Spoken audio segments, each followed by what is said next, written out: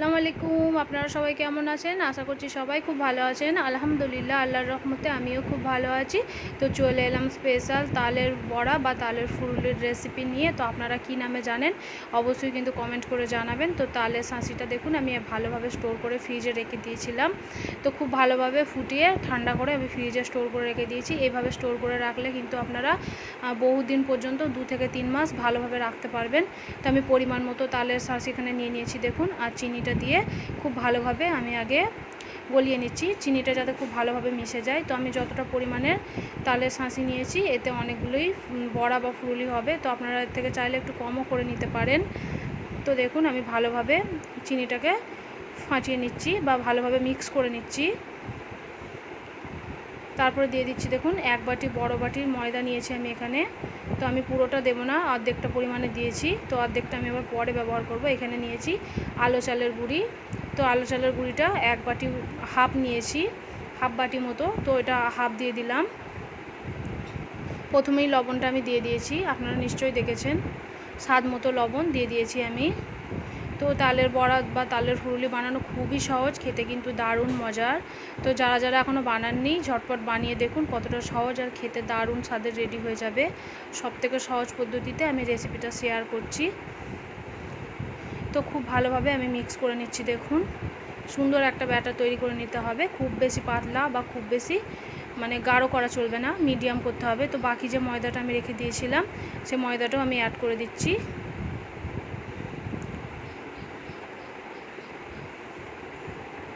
খুব ভালোভাবে আমি মিক্স করে নিচ্ছি। তো দেখুন খুব ভালোভাবে আমি মিক্স করে নিচ্ছি, কত সহজেই রেডি হয়ে যাচ্ছে দেখি বুঝতে পারছেন।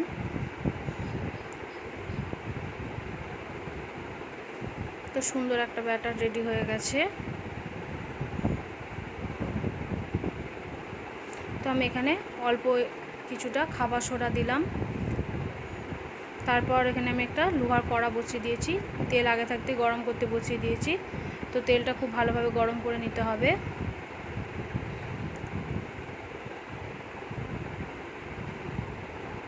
তো তেলটা খুব ভালো পরিমাণ মতো তেল দিয়ে আমি গরম করতে বসিয়ে রেখেছি। তো খুব ভালোভাবে তেলটাকে আমি গরম করে নেব। তারপরে দেখুন আমি অল্প অল্প করে ব্যাটার নিয়ে ছোট ছোট করে ফুলুরিগুলো দিয়ে দিচ্ছি। তো গ্যাসের ফ্লেমটা একেবারে লোতে রাখতে হবে, নাহলে দেওয়ার সাথে সাথে পুড়ে যাবে, ভেতরটা কাঁচা থাকবে। তাই তেলটা খুব ভালোভাবে গরম করে গ্যাসের ফ্লেমটা লোতে রাখতে হবে।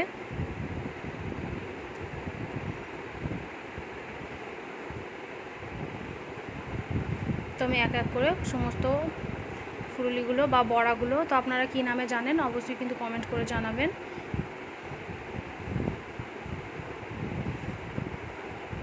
তো দেখুন আমি ছোট ছোট করে এখানে ফুলুরিগুলো দিয়ে দিচ্ছি।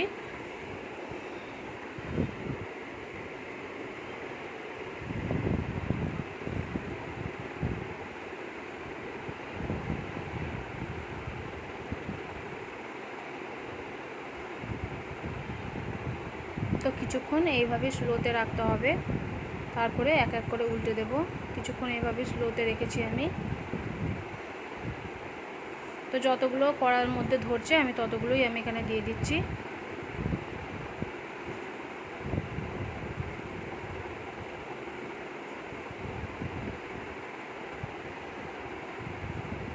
তো দেখুন ফুলে একদম ডবল হয়ে গেছে, দেখি বুঝতে পারছেন। আমি অল্প অল্প করে ব্যাটার দিয়েছিলাম, এখানে ফুলে ডবল হয়ে গেছে, অনেকটা বড় হয়ে গেছে। তো আপনারা চাইলে এর থেকে একটু ছোট করেও দিতে পারেন। তো আমি এক এক করে এবার এক পিঠটা উল্টে দিচ্ছি।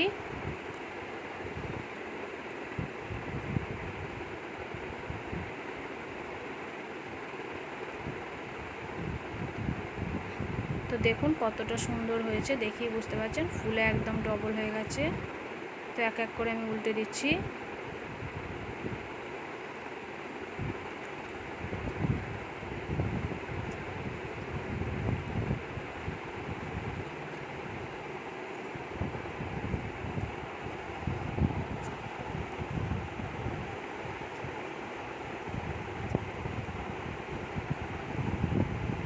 তো দেখুন সুন্দর করে আমি লাল করে ভেজে নিয়েছি দু পিঠটা উল্টে পাল্টে। তো তেলটা খুব ভালোভাবে ঝরিয়ে এবার আমি তুলে নেব একটা প্লেটে।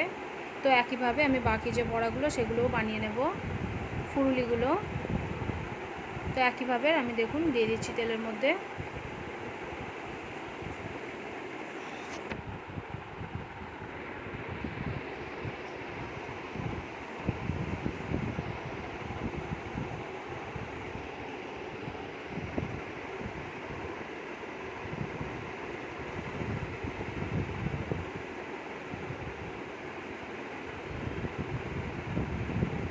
তো একইভাবে বাকি বড়াগুলো বা ফুলুলিগুলো আমি দিয়ে দিচ্ছি।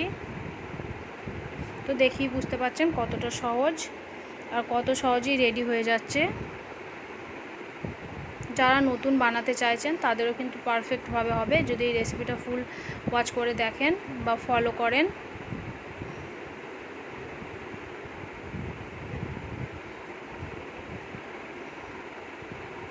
তো আপনারা এরকম তালের শাঁসি স্টোর করে রেখে দিতে পারবেন, যখন মন চাইবে তখনই বানিয়ে কিন্তু খেতে পারবেন, অফ সিজনেও। তো আমি যেভাবে স্টোর করে রেখে দিয়েছিলাম, তো খুব ভালোভাবে ওটাকে ফুটিয়ে ঠান্ডা করে ফ্রিজে রেখে দিতে হবে ডিপে।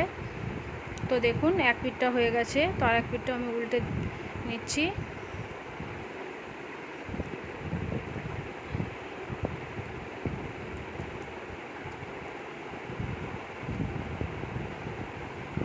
তো দেখুন সমস্ত পুলিগুলো আমি তুলে নিয়েছি। তো কতটা সুন্দর হয়েছে দেখুন, কতটা সফট হয়েছে, আর ভেতরটাও দেখুন কতটা সুন্দর হয়েছে। দেখেই বুঝতে পারছেন কতটা দারুণ স্বাদের রেডি হয়ে গেল এই পুরুলির রেসিপিটা। তো আপনাদের কেমন লেগেছে অবশ্যই কিন্তু লাইক কমেন্ট শেয়ার করবেন। আমার চ্যানেলে নতুন হয়ে থাকলে চ্যানেলটিকে অবশ্যই সাবস্ক্রাইব করে রাখবেন। এরকম সুন্দর সুন্দর রেসিপিগুলো পাওয়ার জন্য অল নোটিফিকেশানটাকে অন করে রাখতে হবে। আর আপনাদের কাছে একটাই অনুরোধ, ফুল ওয়াচ করবেন আর অবশ্যই একটা লাইক দেবেন। তো দেখুন আমি কাছ থেকে একেবারেই দেখাচ্ছি, দারুণ স্বাদের এই ফুলুলির রেসিপি রেডি হয়ে গেল। তো আপনাদের কেমন লেগেছে অবশ্যই সেটা কমেন্টের মাধ্যমে জানাবেন। আমার রেসিপিগুলো যদি ভালো লাগে অবশ্যই আত্মীয় স্বজন বা বন্ধু বান্ধবদের মাঝে একটু শেয়ার করে দেবেন। তো ততক্ষণের জন্য সুস্থ থাকবেন, ভালো থাকবেন, আল্লাহ হাফেজ।